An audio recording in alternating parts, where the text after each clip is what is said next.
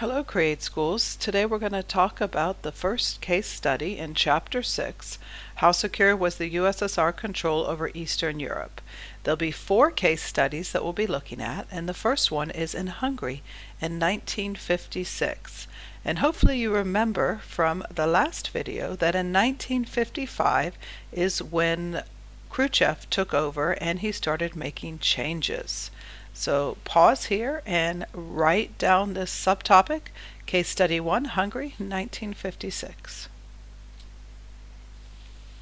Okay, so just to review what was in the last slide, the communism was really bad for a lot of Eastern European countries. And in Hungary, only 17% of the people voted for communism. So if you think back to Chapter 4, all of the different ways that the countries became communist, theoretically they were all voted in, but actually only 17% voted for it in Hungary. And the people were suffering. There was a lot of censorship, which means not being able to write or say what you wish. There was a lot of secret police, so people spying on you, making sure you're doing what you're supposed to be doing. And they banned religion, which means you could not be a religion. In communist countries, you could not practice a religion. Okay, so the conditions were extremely poor. Things from the industry and food, most of it was sent to Russia to take care of the Soviet Union. And there was a lot of Soviet troops still in Hungary, and people didn't like that. I mean, they were feeling oppressed all the time. They really wanted to talk about things. They wanted to write things. They wanted to say things. They wanted to have their religion. They wanted to be able to eat. I mean, it's really bad that they're producing these things, the food and a lot of weapons, actually, is a lot of the things in the industry that were produced. And all of it was getting sent to Russia, and the Hungarians were not benefiting at all. So finally they say, okay, this is crazy.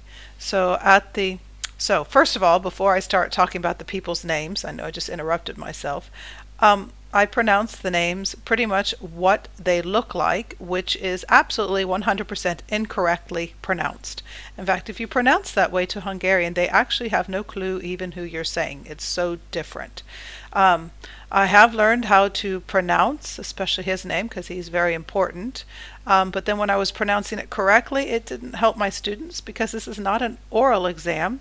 It is a written exam. So for all of you who are listening, who are outside of Create Schools, I apologize right now for the horrible pronunciation of everyone's names. Again, I'm pronouncing them the way it looks, so it helps people be able to spell them better for the test. So, with that said, they were very unhappy with the communist leader, Rákosi.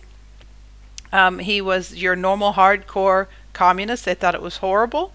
And so Khrushchev, who was working hard to make more freedoms, replaced him with Erno Giro. This name is going to come and go really fast. So it's one that you should recognize and also good to know, but we're only going to talk about him right here. So Gero, the people also disliked him, so there was a huge protest. And this protest is always interesting because here is Stalin's head, a statue of Stalin's head. You can see the people next to him. And in the protests, the head was actually pulled down. And so a lot of people, when they think of the Hungarian protests, they think of this picture right here. Just amazing head, huge. So there was a lot of protesting going around, so the Soviets say, okay, fine, you don't like who we have, you may take Imre Nagy. Okay, and I believe it's pronounced more like Nagy, but even that is pronounced incorrectly.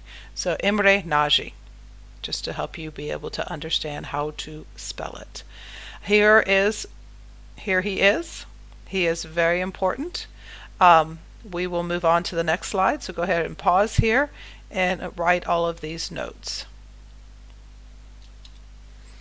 Okay, Nagy's government, it was much better. He said, okay, we're going to have free elections, and the courts would be impartial. So what that means is that if you go on trial, they'll actually listen and do what they're supposed to be doing. In the past, what that meant is you went and basically didn't matter whether you're innocent or guilty. They already had it predetermined who you are and what they wanted to do with you, and usually you were just found guilty. So all the farmland that was also confiscated, taken away from the private people and given to the government, a lot of it went back into the private ownership. So a lot of it was given back. There was less Soviet influence on daily lives. The troops were not there. It was a lot more about Hungary, not a lot less about the Soviet lives. And Nagy said that he wanted to withdraw from the Warsaw Pact. Okay, and if you remember, the Warsaw Pact was what they made to replace common form, that the people basically worked together. The Warsaw Pact is the NATO of Eastern Europe. Okay, here we have Nagy meeting. Okay, let's pause here and you can go ahead and take those notes down. Okay, so how come Hungary thought that they could do that? Because remember, Stalin was really a dictator, keeping them back. The other two guys that had replaced it were also hardcore communism. What made Nagy think that this could happen? Well, the most important thing, and this is what I reminded you to not forget, or asked you not to forget in the first video, Khrushchev. Khrushchev did the de-Stalinization. He said, okay, I'm going to have less control over you people, and I'm going to let you guys have a little bit of freedom. Okay? So also, previously, the Polish people, they rose up against, and they had a little protest, and Russia allowed it to happen. Russia allowed to have this Polish uprising. You do not need to know anything about that Polish uprising except for the fact that it happened before Hungary, and that was what helped the Hungarians believe that it could actually happen. And of course, the Hungarians thought the U.S. and the UN would support them because, they were capitalistic and they wanted more people to be capitalistic. So I just wanted to read this for you, what a Hungarian student said in 1953. So remember, this was pre-Nagy. Living standards were declining, and yet the papers and radio kept saying that we never had it so good. Why? Why these lies? Everyone knew the state was spending the money on armaments. Why could they not admit that we were worse off because of the war effort and they needed to build new factories? I finally arrived at the realization that the system was wrong and stupid. So that was the underlying feeling before those protests happened, before those students took down the head of Stalin. So, as you can see, everything was ripe. Nagy came, and everyone was really excited. They thought everything would be good. So, pause here, and then we'll take a look and see what happened. So, Khrushchev was not prepared for all of those reforms. He said, whoa, these people want to leave the Warsaw Pact? This is not really happening. And you can see the foreshadowing of the pictures, what is going to happen. So basically, Khrushchev agreed to remove the troops in October, but then in November, thousands of troops moved into Hungary. Basically, the other Warsaw Pact countries said, this is not up.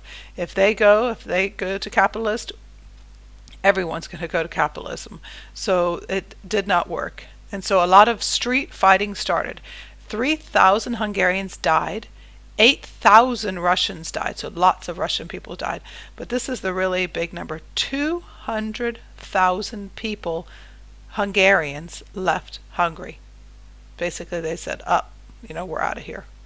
This picture right here is also an extremely famous picture of a young girl holding a machine gun ready to fight.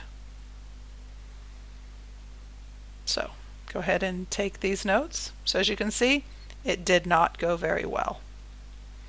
So what happened in the end? We got rid of Nagy. He was killed. He was punished and executed. Khrushchev made János Kadar the new leader. Again, it's not a name you have to memorize. You can just say that a new leader was put in place. 35,000 anti-communist activists were arrested. Of that, 300 executed. So remember, we had 200,000 Hungarians who left the country, 35,000 arrested. Nagy, again, like I said, he was punished by death, and of course they remained in the Warsaw Pact. So basically, this was a huge failure for Hungary, a huge victory for communism. Okay, if you have any questions, let me know.